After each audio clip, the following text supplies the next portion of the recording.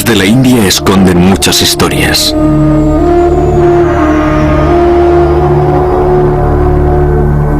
Sus zonas rurales están llenas de vestigios de pueblos cuyos orígenes están profundamente enraizados en la antigüedad.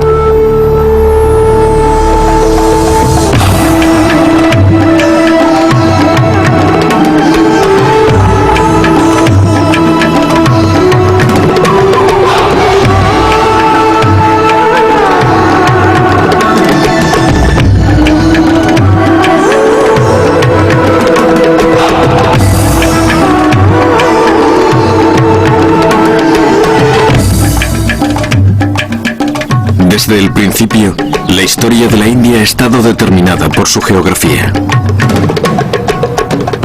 La península india es una enorme masa de tierra con poderosas defensas naturales. Al norte, al este y al oeste se alzan grandes cordilleras. En el centro se sitúa la agreste meseta del Deccan. Al norte, en las fértiles llanuras del Indo y el Ganges, encontramos el corazón de la antigua civilización india. Aquí encontramos las primeras pruebas de la existencia de una nación con miles de años de antigüedad. La civilización india es una de las más antiguas del mundo. Sabemos con seguridad que los antiguos indios dominaban todos los campos de la literatura, a pesar de que no existe ninguna explicación racional para su absoluta falta de sentido histórico.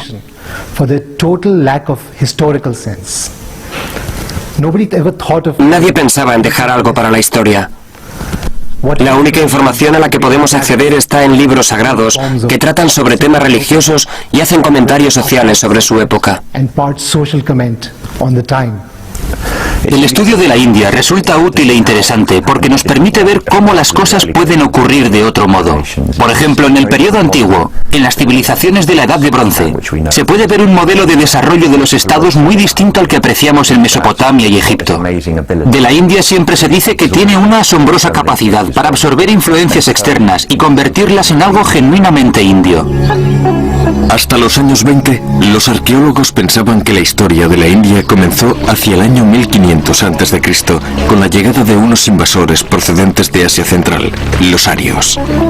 Pero en 1922, los arqueólogos comenzaron a hacer extraordinarios descubrimientos en el valle del río Indo. Hasta ahora se han identificado más de 100 yacimientos, de los cuales los más famosos son los de Mohenjo-Daro y Harappa. Mohenjo-Daro y Harappa son básicamente dos hitos que dicen: aquí es donde comienza nuestra historia. Antes de que fueran descubiertos, la gente creía que la civilización en la India comenzó con los arios. Por supuesto, ese era un punto de partida muy oportuno, porque los arios probablemente procedían de Europa. Para los ingleses y alemanes que realizaban estudios lingüísticos, resultaba alentador sentir una afinidad étnica y lingüística entre esas grandes civilizaciones. Lo que los arqueólogos han descubierto hoy es que Mohenjo-Daro y Harappa son solo la punta del iceberg. Hay muchos yacimientos urbanos desde Pakistán a la meseta del Deccan. Las gentes de esta antigua civilización son conocidas como Harappa o civilización del Valle Indo. Sea como fuere, llevaban una vida sofisticada. Eran granjeros que criaban ganado, cabras, camellos, cerdos y elefantes. Cultivaban trigo, cebada y algodón. Eran muy hábiles con el metal y en la fabricación de joyas, y sabían comerciar. En el corazón del pueblo de Lothal había un magnífico muelle en el que los buques mercantes cargaban productos del Valle del Indo. Los mercaderes navegaban hasta el mar de Arabia para comerciar con los pueblos de Mesopotamia. Los beneficios debían ser sustanciosos, ya que servían para mantener a 100 ciudades. Precisamente la naturaleza urbana de la vida en el Valle del Indo es la característica más intrigante de este misterioso pueblo. Las excavaciones realizadas a lo largo del Indo y en una franja costera de 100 kilómetros han mostrado ciudades construidas con una estructura similar, pero la capital, Harappa, es la más espléndida de las descubiertas hasta ahora. Al oeste de Harappa se levantaba la ciudadela, una zona elevada que albergaba el granero y los baños públicos. Las calles estaban dispuestas en forma de malla y discurrían aproximadamente de norte a sur y de este a oeste. Las tiendas y las casas que bordeaban estas calles estaban construidas en ladrillo. Pero lo que realmente demuestra la sofisticación de la vida en el Indo es su sistema de desagües y alcantarillas. En Harappa, al igual que en otras partes del mundo, el agua no tenía únicamente una importancia ritual. Eso no es una peculiaridad de Harappa. Pero lo más interesante y llamativo es el nivel de sofisticación de su sistema de canalización de agua. Comenzaba en los domicilios particulares y continuaba por estrechos canales construidos en ladrillo. Estos discurrían por los callejones y desembocaban en los canales de tamaño medio de las calles secundarias, que a su vez desembocaban en los grandes canales subterráneos construidos bajo las calles principales. Dichos canales vertían las aguas residuales fuera de los límites de la ciudad, bien en zonas deshabitadas, en un río o en un estuario. Hasta el Imperio Romano no se conocía nada parecido al sistema de desagües de Harappa y Mohenjo-Daro. Los pesos y medidas utilizados en el comercio estaban estandarizados y tenían un alto grado de exactitud. Cubrían una enorme área geográfica de 680.000 kilómetros cuadrados, mucho más grande que Mesopotamia y Egipto juntos. El Valle del Indo tenía una civilización única, muy distinta de la de Mesopotamia y Egipto. La lengua que hablaba este pueblo no ha sido descifrada, así que no podemos saber mucho sobre su vida social. La mejor información que podemos obtener es la contenida en los sellos de terracota. Así hemos sabido el tipo de culto que practicaban. Adoraban a varios dioses y diosas. El lugar más alto en el panteón de los dioses lo ocupaba una diosa a la que llamaban diosa madre.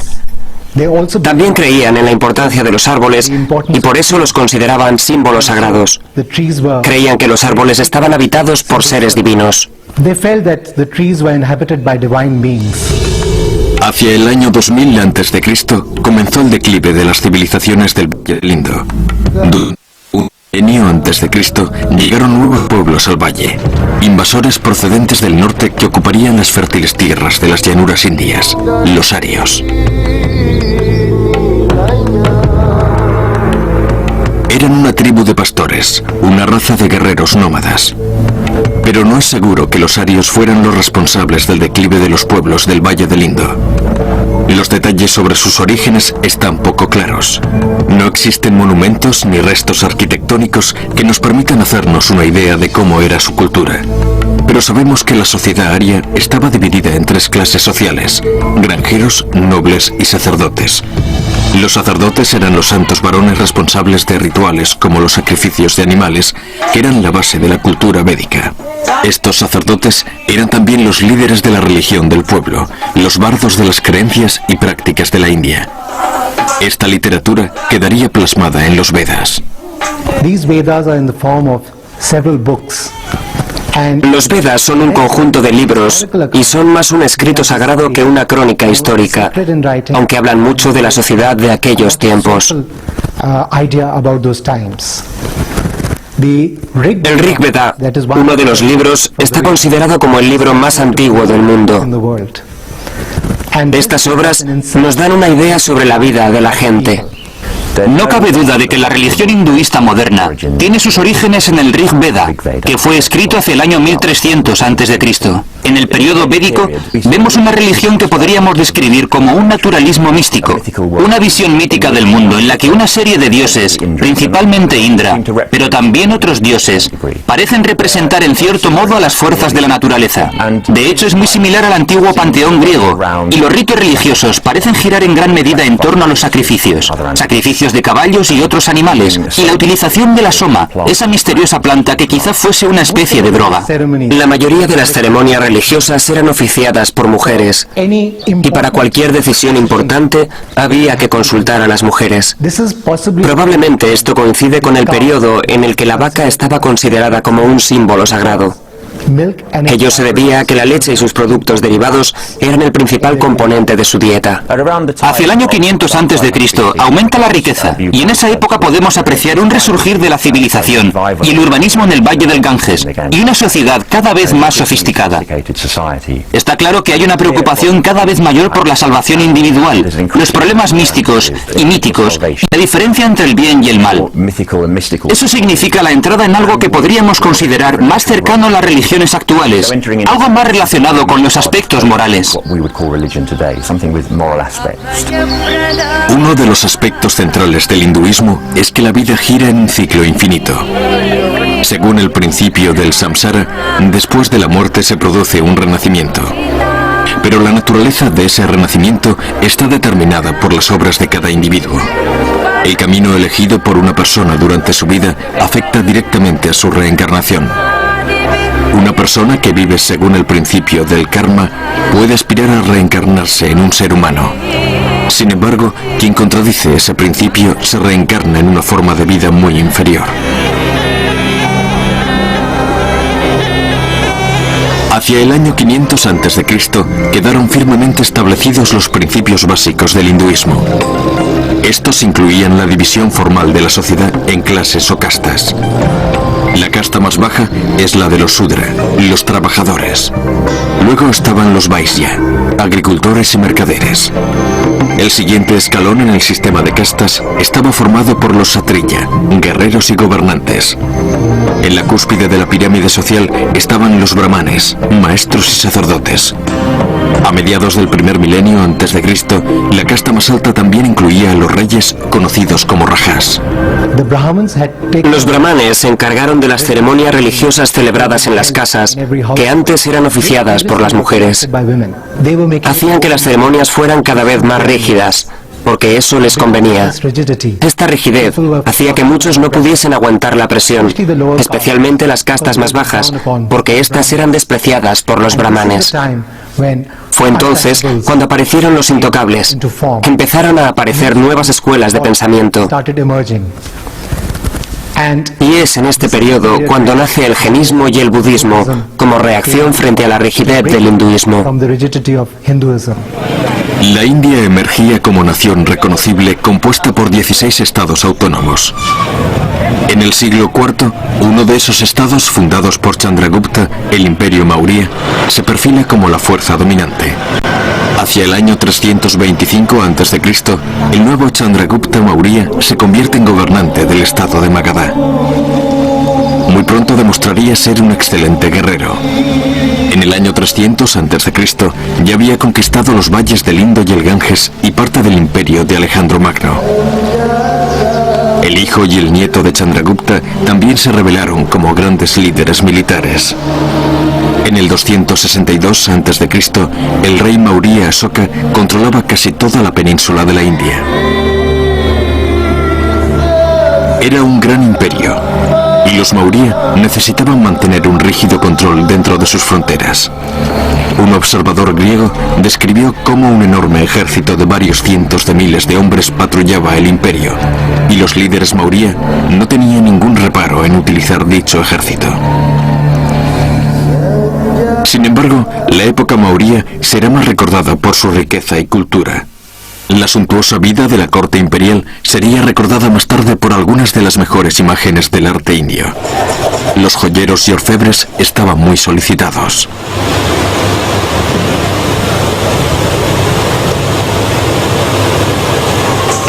También podemos apreciar el antiquísimo amor de la India a los tejidos exóticos. El Imperio Maurya juega un papel crucial y supone un periodo fundamental en la historia de la India. Es el primer periodo civilizado del que tenemos constancia histórica por escrito. Ello también se debe a Asoka, el tercer gobernante del Imperio Maurya, y sus edicts, que han sobrevivido hasta hoy en toda la India. Y también a un embajador griego que estaba presente en la corte Maurya, en Patalautra, la moderna Patna, capital de Bihar. Las pruebas arqueológicas han confirmado algunas de las descripciones que nos dejó. Es muy probable que en aquella época Patalautra fuera la ciudad más grande del mundo. La popularidad del budismo se basaba en el hecho de que postulaba un código moral que no tenía en cuenta barreras de clase, casta o sexo. Aunque existía una ortodoxia hindú, esta quedaba restringida a las clases más altas. El pueblo llano se habría convertido en masa al budismo porque era una religión que les daba un mayor apoyo cultural. Finalmente, el budismo se convirtió en la religión del Estado bajo el reinado del emperador emperador Asoka.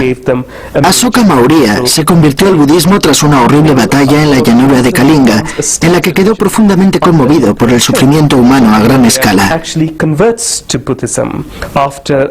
Evidentemente, la conversión al budismo como religión del Estado rompió las barreras entre las clases sacerdotales y el pueblo llano, y por lo tanto hizo que esta religión fuese mucho más atractiva. De hecho, todos los edificios budistas que han sobrevivido hasta la actualidad son templos que fueron reconstruidos por el emperador Asoka. El propio Buda asumió muchas de las ideas del pensamiento hindú, del pensamiento védico, la más importante de las cuales era la reencarnación, el karma, la responsabilidad de las acciones. Por lo tanto, tenían unas raíces muy similares. La más importante de las 4 verdades excelentes es que la vida es sufrimiento. El hombre está rodeado de sufrimiento. La segunda verdad excelente es que la causa de ese sufrimiento radica en la ignorancia y el deseo. La tercera verdad excelente es que hay una salida, el nirvana, es decir, la salvación de ese ciclo eterno de sufrimiento. Y el camino hacia el nirvana tiene 8 etapas. Él definió ese camino como buena conducta, buenos pensamientos, una correcta meditación, expresarse correctamente y buenas acciones. Esas creencias, las 4 verdades excelentes y las creencias que llevan asociadas son rasgos distintivos del budismo. La conversión del rey Asoka a los principios del budismo dio como resultado un periodo de 30 años de buen gobierno en el imperio. Hoy todavía quedan pruebas palpables de ello. Ordenó la colocación de inscripciones en piedra por todo el subcontinente. Dichas inscripciones son conocidas como el Edicts de Asoka y pretendían ser un reflejo permanente de los pensamientos y creencias progresistas del emperador. A partir del siglo II a.C., los budistas comenzaron a excavar cuevas artificiales en una escarpada colina situada cerca de la ciudad de Ajanta. El resultado final fue la construcción de unas 29 cuevas, de las cuales destacan especialmente 19. Aquí, rodeado por la roca viva, podemos ver un montículo del estupor. Se trata de estructuras simples diseñadas para albergar las reliquias sagradas de Buda.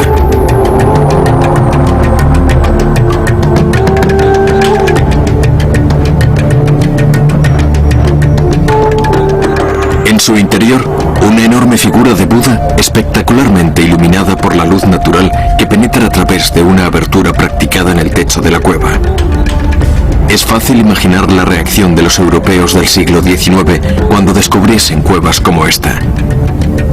Existen pocas creaciones humanas tan espirituales como esta obra de la fe.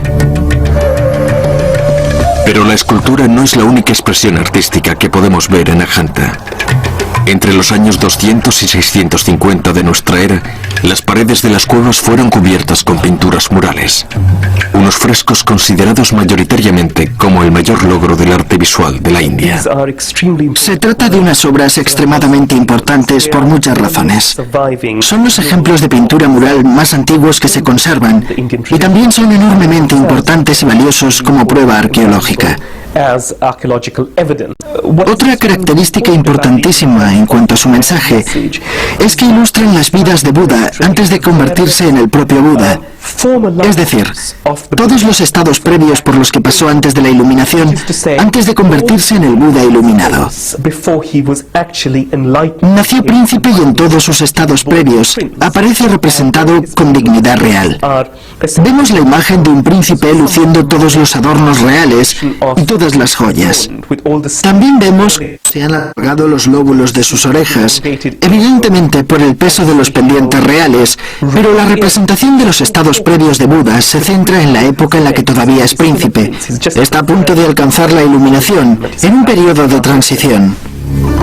La época Maurya, que inspiró a los pintores de las cuevas de Ajanta, es la primera de las 3 grandes eras de la civilización india. La dinastía no sobrevivió mucho tiempo a la muerte de Asoka en el año 232 a.C. Durante los siglos posteriores, una sucesión de invasores procedentes del norte provocó largos periodos de desunión política.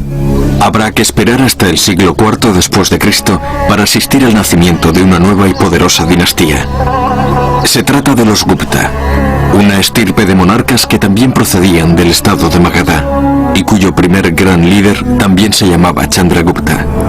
Bajo los reinados de Chandragupta I y sus sucesores, la India volvió a convertirse en una enorme nación unificada.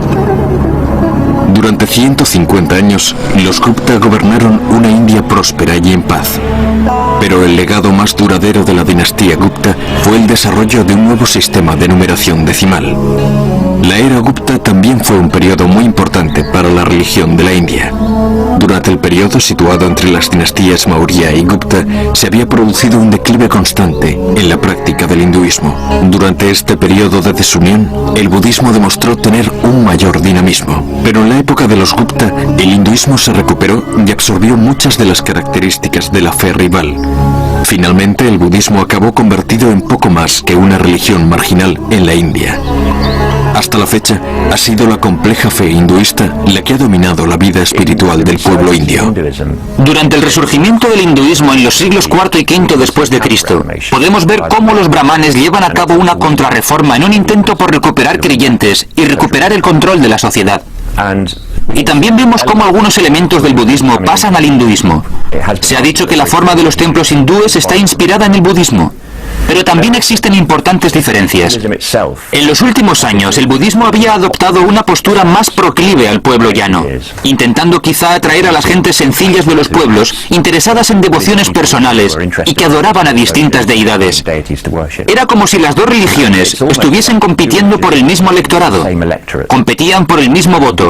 Ambas intentaban ofrecer dioses e ídolos a los que la gente pudiese reconocer, comprender y adorar. La antigua India es un periodo muy complejo. Coexisten el hinduismo, el budismo y probablemente también muchos cultos centrados en la naturaleza. Visdra se vuelve mucho más importante. En un primer periodo es un dios mucho más sumiso, mientras que posteriormente tiende a ser mucho más importante. De hecho, es quien protege al mundo en el hinduismo.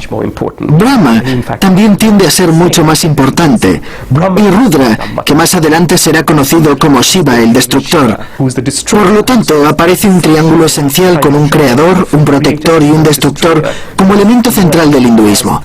Y su panteón se irá desarrollando en los siglos posteriores, sobreviviendo hasta la actualidad. La dinastía Gupta se desmoronó definitivamente a finales del siglo V, nuevamente como consecuencia de las invasiones procedentes del norte. En este caso, se trataba de los hunos blancos, una raza que dominaría la India durante un breve periodo, pero cuyo legado duraría siglos. A finales del siglo VI, muchos de los descendientes de los invasores se habían integrado totalmente en la sociedad india. Eran los Rajputs, familias de guerreros que habían establecido pequeños asentamientos en el norte y el centro de la India. Los Rajputs se integraron en la forma de vida de la India, y los templos que construyeron siguen siendo los monumentos hindúes más importantes. Estos templos de la región de Madhya Pradesh fueron construidos por un líder Rajput del siglo X, un príncipe de la familia Chardela. Se trata de un gigantesco complejo de edificios religiosos dedicados al dios hindú Vishnu. El descomunal templo de Lakshmana es el elemento dominante del complejo, y su diseño está inspirado en un pico sagrado del Himalaya. Pero son las esculturas exteriores del templo las que lo convierten en un edificio especial. Las tallas son altamente eróticas y no dejan ningún margen a la imaginación. Sin embargo, se cree que estas explícitas representaciones del amor físico fueron inspiradas por una profunda espiritualidad. Existen muchas teorías sobre el tema, aunque ninguna de ellas consigue explicarlo completamente. Está relacionado claramente con la noción de los buenos presagios, la noción de la procreación y la noción de la longevidad. En el caso del templo de Lakshmana, se trata de un gran edificio que rinde homenaje a un nuevo tipo de relación. Declara la independencia del nuevo régimen. También se considera una interpretación de los textos religiosos que hablan sobre la unidad del hombre con el Supremo, la fusión del alma humana con la noción infinita de la divinidad. Pero esta noción de fusión aparece representada en términos eróticos muy explícitos. Además existe toda una serie de textos de la región que hablan de las 16 formas de mujer y su papel en cualquier tipo de actividad religiosa. Estos templos parecen reflejar e ilustrar fielmente dichos textos. La mujer del espejo, la mujer de las flores, posiblemente estén influenciados por unos cultos que siguen la tradición hindú desde un punto de vista no conservador, como los cultos tántricos. Se les atribuye gran parte de las imágenes. De hecho, existe un texto posterior que describe dos parejas reales, lo conservador sobre lo no conservador, lo brahmánico sobre lo tántrico y lo ortodoxo sobre lo no ortodoxo. La interacción entre ambas parece ser el telón de fondo cultural de muchos de estos templos, y en ese sentido cabe pensar que una parte de esa ideología fue incorporada al estilo arquitectónico del templo. Magníficos templos como este dominaban física y espiritualmente la India del siglo X. Por aquel entonces, el budismo abandonó el país para establecerse más hacia el este, en China, Corea y especialmente en Japón. Pero ahora una nueva amenaza para el hinduismo asomaba por el oeste. Una joven religión que ya dominaba un territorio que iba desde España hasta la frontera de la India. Era un sistema de creencias muy diferente del hinduismo. Una fe en un solo Dios que comenzó a extenderse hacia la India en el siglo VIII, el Islam. La civilización hindú de aquella época se había aislado del resto del mundo. La razón era que se creían una raza superior. Su rey, su país y sus conocimientos eran los mejores. Por eso dejaron de fomentar los viajes por mar, y esa fue una de las razones por la que sus defensas marítimas eran muy débiles. La primera invasión de la India por parte del mundo musulmán tuvo lugar durante el siglo VIII. Todo comenzó con un incidente insignificante. Un barco árabe procedente de las costas de Sri Lanka y que transportaba mercancías y viudas de mercaderes que habían muerto en Sri Lanka fue atacado por piratas indios en el mar de Arabia. El gobernador de Irak envió una carta de protesta al que por aquel entonces era el gobernador de Sindh para que le entregase las mercancías y las mujeres. El gobernante indio no tenía ningún control sobre los piratas marinos y acabaría lamentando su incapacidad. El gobernador de Irak vio esto como una oportunidad para atacar, y ello condujo al nacimiento de la primera región musulmana de la India. A comienzos del segundo milenio, los invasores árabes se habían asentado en los territorios indios de Sindh y Beluchistán. A principios del siglo XI, un guerrero musulmán inició una serie de terribles incursiones en las tierras del Punjab. Era Mahmud al-Ghazni, la figura más impopular de la historia de la India. Sus aterradoras incursiones empobrecieron a sus oponentes del Punjab y muy pronto un nuevo territorio indio caería ante las fuerzas del Islam. Las incursiones de los hombres de Al-Ghazni se centraban básicamente en la obtención de un botín que les permitiese embellecer su capital, Samarcanda, situada en lo que hoy conocemos como Uzbekistán. Ese era su único objetivo, y por esa razón planearon cuidadosamente las incursiones en el noroeste y en Nueva Delhi. En ese sentido, no demostró ser una amenaza para el Estado Islámico autóctono y los otros estados que ya existían. Los musulmanes que vivían aquí siempre fueron muy diferentes. Se centraban en una especie de unidad entre el Islam y la vida cotidiana musulmana que era muy importante para ellos. Entre los seguidores del Islam había una gran variedad de opiniones. Había una gran variedad de interpretaciones del Islam en el norte de la India. Lo mismo ocurre con los hindúes. Algunos hindúes son brahmanes, pero a 200 metros de ellos puedes encontrar hindúes que viven en el bosque. Hoy en día ellos también son considerados hindúes, pero antes estaban muy lejos de lo que los brahmanes consideraban su civilización. Era lo que nosotros llamaríamos intocables, aunque más bien eran aborígenes miembros de las tribus. Pero el Islam no llegaría al corazón de la India hasta 1186. Musulmanes de Turquía y Afganistán, liderados por Mohammed al-Ghur, barrieron el país masacrando a las fuerzas de los Rajputs en sangrientas batallas. En 1206, Mohammed había alcanzado el Golfo de Bengala, pero murió aquel mismo año. Su sucesor, Qutb-ud-Din, heredó un importante imperio que decidió gobernar desde una antigua ciudad india. De esta forma, Qutb-ud-Din se convirtió en sultán de Delhi.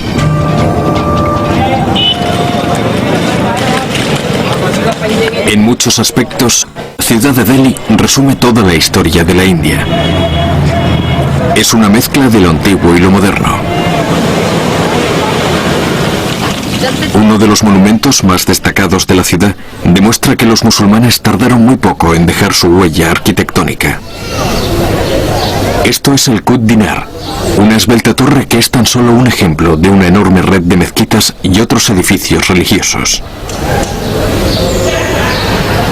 Pero este monumento de casi 80 metros de altura es el logro más duradero del primer sultán.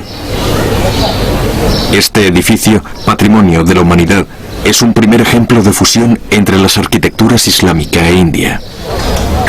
Hoy podemos comprobar que se trata de un edificio absolutamente iconoclasta. Esto era una mezquita compuesta por 27 templos y la gente que la construyó eran artesanos hindúes. Debió haber un arquitecto o maestro musulmán que quizá les decía a los artesanos hindúes: quiero que esto sea una declaración de mis creencias. Y los artesanos hindúes le dirían: bueno, si lo que quiere es una declaración de sus creencias, nosotros podemos construirla. No encontramos ningún ejemplo de lo que los historiadores del arte y la arquitectura llaman el arco sarraceno, el verdadero arco. El verdadero arco no aparece y en su lugar lo que tenemos es este tipo de arco formado por piedras entrelazadas que llegan hasta el suelo. Es una construcción tradicional muy popular en la zona. Posteriormente esta mezquita sería destruida por los musulmanes. Qutb-ud-Din construyó la mezquita, su sucesor la reformó y 80 años después llegó otro sultán que pensó que esta mezquita no era lo suficientemente buena y volvió a reformarla. Y cada vez que la mezquita era reformada, se olvidaban del anterior constructor. Cada sultán quería afirmar que esta era su mezquita. Igual que cuando llegaron los primeros musulmanes y dijeron: los templos no son un lugar de culto, mi mezquita es el lugar de culto. Y cada musulmán que llegaba decía: tu mezquita no es lo suficientemente buena, la mía es mucho mejor. Otros sultanes siguieron el ejemplo del primero, construyendo más monumentos y creando nuevas capitales. Cada uno intentaba dejar su huella. A comienzos del siglo XIV, el sultán ud-Din Tughluq decidió trasladar su capital desde Delhi a un nuevo lugar al que daría su nombre, Tughlaq-Abad, un recinto de poco más de 1 kilómetro cuadrado rodeado de murallas que alcanzaban los 30 metros de altura. En la Edad Media hubo momentos de estabilidad en los que convivía el Rajá hindú y el Malik, el gobernador musulmán.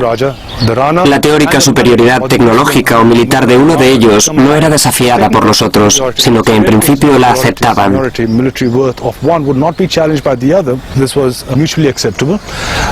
Y al mismo tiempo podía haber intercambio comercial entre ambas entidades políticas. Dichas entidades eran autónomas en la medida de lo posible y colaboraban en campañas militares. No se guardaban rencor. Pero en aquella época surge un nuevo discurso, la necesidad de conquistas. No se trataba solo de conquistar a los hindúes, sino de que la corte musulmana, la corte del sultán, homogeneizase a grupos dispersos para formar una gran comunidad islámica o musulmana. Una vez creado ese discurso, según el cual todos forman una comunidad bajo el paraguas protector del sultán, ya tenemos consolidada la imagen de lo que significa ser musulmán. En esta época, la asimilación de motivos indios, hindúes y musulmanes ya es una tradición bien consolidada y puesta en práctica a varios niveles. Esto se puede ver en las ciudades. Aparecen muchas ciudades nuevas y desde luego Tughlaq-Abad es un complejo que sigue esa tendencia. Existe toda una tradición urbana basada en la distribución de la mezquita. Aparecen una gran cantidad de objetos o edificios aparentemente musulmanes, pero que están influenciados por el antiguo estilo hindú. Por eso existe una gran tradición urbana. A pesar de la robustez de su estructura, la nueva ciudad sería abandonada muy pronto. La ciudad había sido construida en respuesta a una amenaza que se hizo realidad. La amenaza procedía de una nación guerrera asiática que ya había conquistado una gran zona del planeta y ahora intentaba expandirse hacia el corazón de la India, los mongoles. A finales del siglo XIV, los mongoles llegaron a la India dispuestos a arrasar el país. Liderados por Tamerlán el Grande, los mongoles llegaron desde el Punjab y saquearon la ciudad de Delhi. 100.000 personas pudieron haber sido masacradas durante el ataque. Delhi perdió su tesoro. Sus artesanos y trabajadores cualificados fueron convertidos en esclavos. Pero este botín era lo único que le interesaba a Tamerlán. En 1399 se retiró de la India, dejando al mando al primero de una serie de débiles sultanes. Finalmente sería uno de los descendientes de Tamerlán, quien tendría un impacto mucho mayor en la historia de la India. En 1526 llegaría con un nuevo ejército invasor procedente del norte. A pesar de ser turco, este líder militar afirmaba tener un vínculo sanguíneo directo con los líderes mongoles Tamerlán y Gengis Khan. Se llamaba Babur. Su parentesco con los mongoles daría nombre a la dinastía que fundó, la tercera gran dinastía que gobernó la India, los mogoles. Los mogoles eran musulmanes, aunque al principio no eran nada fanáticos. Simplemente daba la casualidad de que eran musulmanes y no intentaban imponer su religión a la población.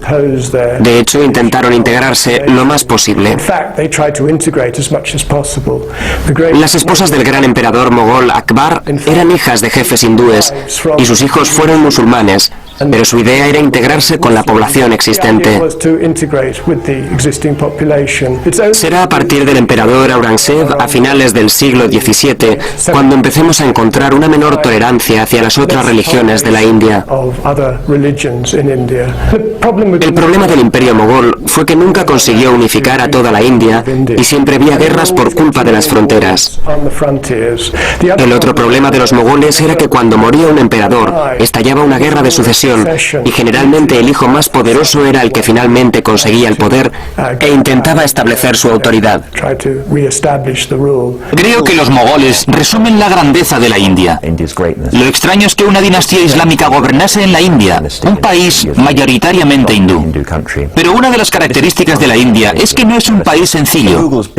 Los mogoles se esforzaron más que nadie por organizar y controlar una gran cantidad del territorio indio y generar unos enormes ingresos por impuestos para crear un gigantesco ejército fijo y una civilización sofisticada. El propio Akbar, el tercer emperador, puso en marcha gigantescas reformas fiscales y agrarias para asegurarse de que su estado era capaz de recaudar impuestos y utilizar ese dinero para convertir a su imperio en lo que finalmente fue el Gran Mogol. Era conocido en la Inglaterra isabelina y en toda Europa y era ampliamente respetado, ya que probablemente era el gobernante más rico del planeta. El imperio mogol duró hasta 1857. Durante ese tiempo, el territorio bajo su control se extendió hasta abarcar prácticamente toda la península india. Los gobernantes mogoles, como el gran Akbar, no solo eran brillantes caudillos militares, sino también sabios y generosos mandatarios, al igual que los Maurya y los Gupta de la antigüedad. Akbar impuso especialmente la implantación en su reino de un sistema de gobierno justo y tolerante. Los agricultores de la India respondían muy rápidamente a la demanda exterior de productos, especialmente del algodón. También comenzaron a plantar nuevos cultivos que fueron introducidos por los portugueses y cultivos que desde entonces son considerados como típicamente indios, como el chile. La India era un país con una gigantesca población de artesanos, especialmente tejedores, a los que uno podía encontrar encontrar por todas partes en las ciudades portuarias, fabricando telas de algodón y otros productos textiles como sedas. En la India también había una gran actividad de transporte que se realizaba mayoritariamente a lomos de los animales, especialmente bueyes. Los campesinos respondían muy bien a las necesidades del mercado. Era una cultura que combinaba muchas influencias diferentes. En pintura, el emperador mogol patrocinaba a artistas para que pintasen manuscritos en los que se hablaba de sus logros. Imágenes como estas revelan la influencia del antiguo arte persa. Pero su gran sentido del realismo ha hecho que muchos vean en ellas la influencia del lejano occidente.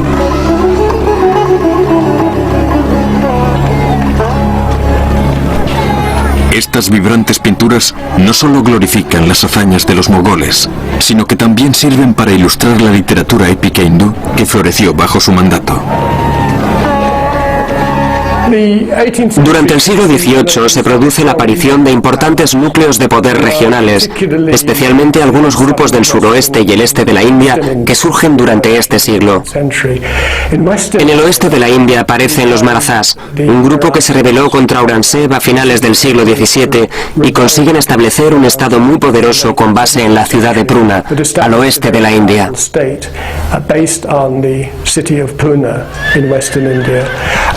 A lo largo del siglo XVIII se expandieron por una amplia zona de la India y pudieron haber sustituido a los mogoles como principal grupo gobernante de la India. Los británicos empezaron a establecer realmente su dominio a mediados del siglo XVIII. Al principio, la presencia británica se limitaba a unas pocas ciudades portuarias. Sin embargo, a lo largo del siglo XVIII consiguieron ir extendiendo gradualmente su poder. Primero en el sur de la India, alrededor de Madrás, y luego en la década de 1750 controlaron Bengala, lo que tuvo una importancia crucial. A lo largo del siglo XVIII se produce una expansión gradual. Los británicos se aliaban con ciertos gobernantes para luchar contra otros. A menudo, una vez que habían conseguido derrotar a su principal enemigo, firmaban una alianza o tratado con ese gobernante. Es un largo proceso que durará casi 100 años. El imperio mogol también vivió una fusión cultural en el campo de la música. El denominado estilo mogol data del reinado del emperador Aurangzeb. Se dice que al emperador no le gustaba la música y por eso sus propios músicos decidieron dejar de trabajar para él. El estilo musulmán se fusionó entonces con la música popular hindú que se interpretaba fuera de la corte. El estilo híbrido resultante sigue siendo interpretado y apreciado hoy en día.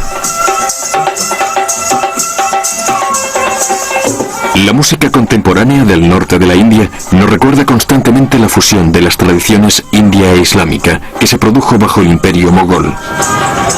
Esta fértil mezcla de lo antiguo y lo nuevo también dio asombrosos resultados en el campo de la arquitectura. ¿Y qué mejor ejemplo que la ciudad de Agra? Fue aquí donde el emperador mogol Shah Jahan ordenó la construcción de una fabulosa tumba en recuerdo de su esposa, que murió a la temprana edad de 39 años. Se llamaba Mumtaz Mahal, y el monumento construido por su marido fue uno de los edificios más espectaculares jamás vistos. Hoy continúa siéndolo. Es una brillante combinación de las tradiciones hindú e islámica de la India, el Taj Mahal. Se trata del monumento más convincente dedicado al poder del amor romántico. Se dice que el Shah Jahan y su amada esposa nunca se separaron durante sus 18 años de matrimonio.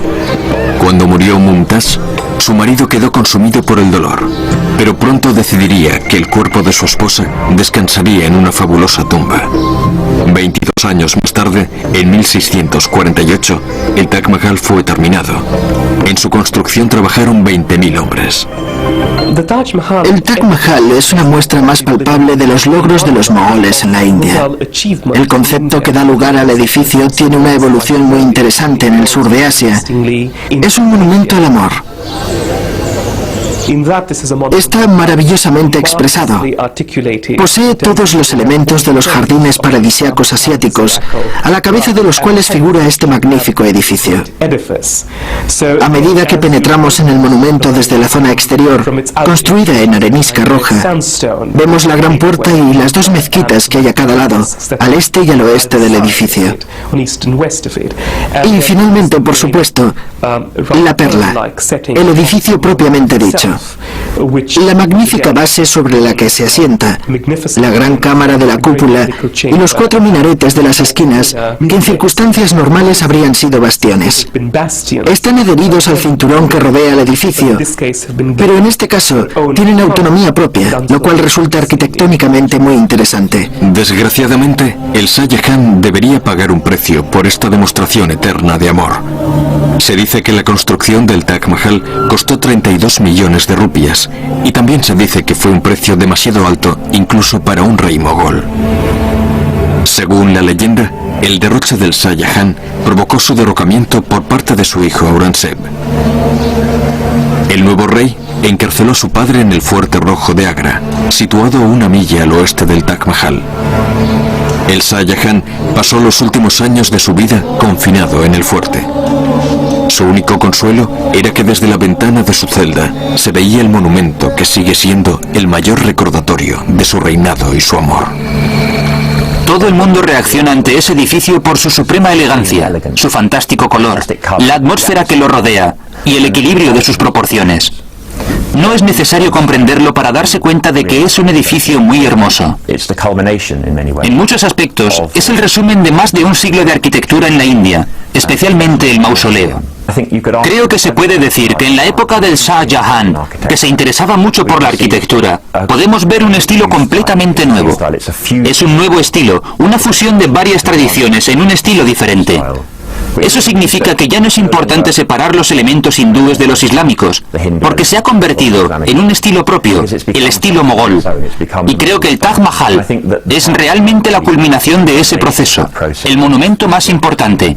Es un monumento en el que se funden ambos estilos para lograr un edificio casi perfecto.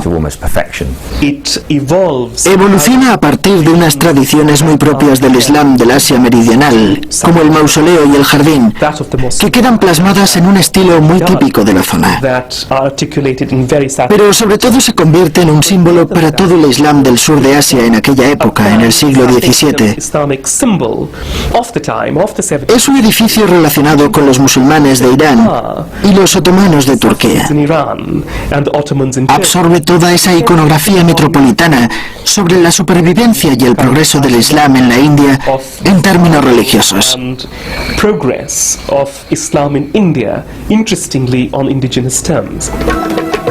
El Taj Mahal ha sobrevivido no solo a su creador, sino a la dinastía de los mogoles, que comenzó su declive 100 años después.